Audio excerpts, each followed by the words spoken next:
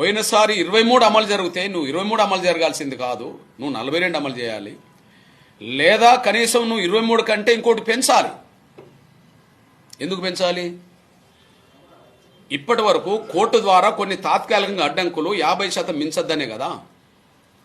ఇప్పటి వరకు కోర్టు ద్వారా వచ్చిన అడ్డంకులు 50% మించద్దనే కదా. మరి 50%కి మీరు కట్టుబడి ఉంటే 49% వరకైనా తీసుకురావాలి కదా. 49% రిజర్వేషన్ అంటే 24% ఇవ్వవచ్చు కదా.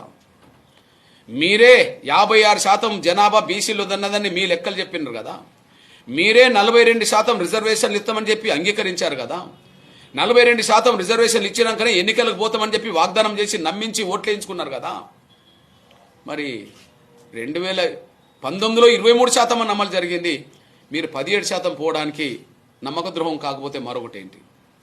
ఈ పరిస్థితిలో కనీసం 2019లో 23 అమలు జరిగితే కోర్టుది తాత్కాలిక అడ్డంకి వచ్చిందనే పేరు చెప్పదలుచుకున్నా కూడా మీరు 49% రిజర్వేషన్లు ఇవ్వడానికి సిద్ధపడ్డా 50 దాటద్దన్నది కానీ 50 వరకు చేసిన అభ్యంతరం ఉండేది కాదు కదా.